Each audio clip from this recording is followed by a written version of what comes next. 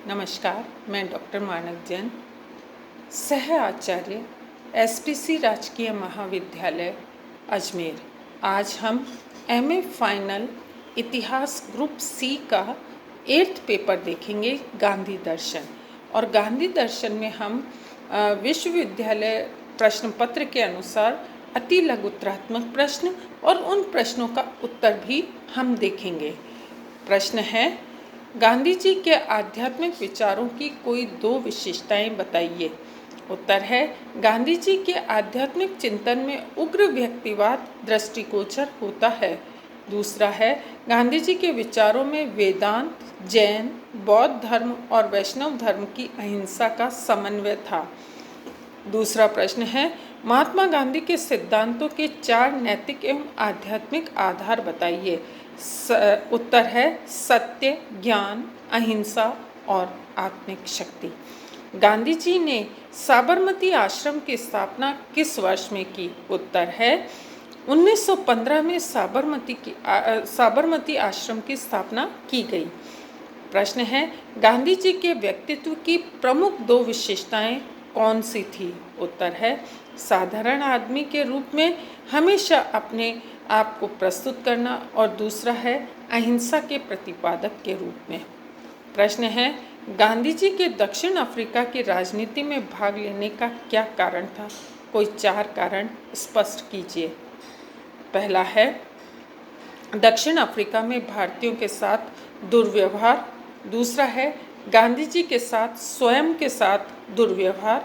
तीसरा है, उत्तरदायित्व को निभाने के लिए। और चौथा है, व्यावसायिक सफलता प्राप्त करने के लिए। गांधी जी का चंपारण सत्याग्रह क्या था? चंपारण जिले में नील के खेती करने वाले किसानों के समक्ष सरकार ने अनेक समस्याएं खड़ी कर दी। यहाँ आए दिन गोरों और किसानों में झगड़ा होता रहता था।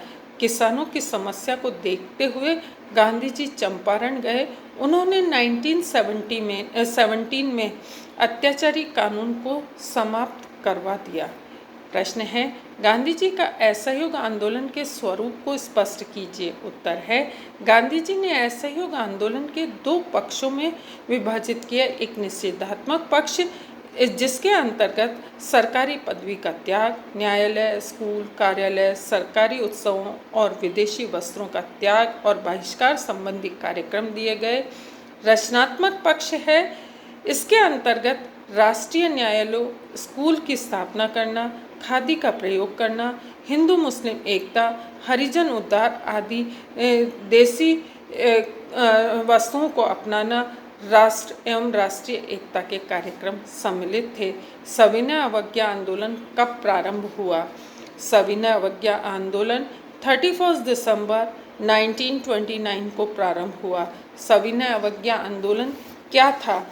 जब सरकार ने 1929 में नेहरू रिपोर्ट को अस्वीकार कर दिया तो गांधी जी ने सभी जगह चरखा चलाने, खादी पहनने, विदेशी वस्त्रों के बहिष्कार करने के लिए कहा। 31 दिसंबर 1929 को सत्याग्रह आंदोलन प्रारंभ किया गया।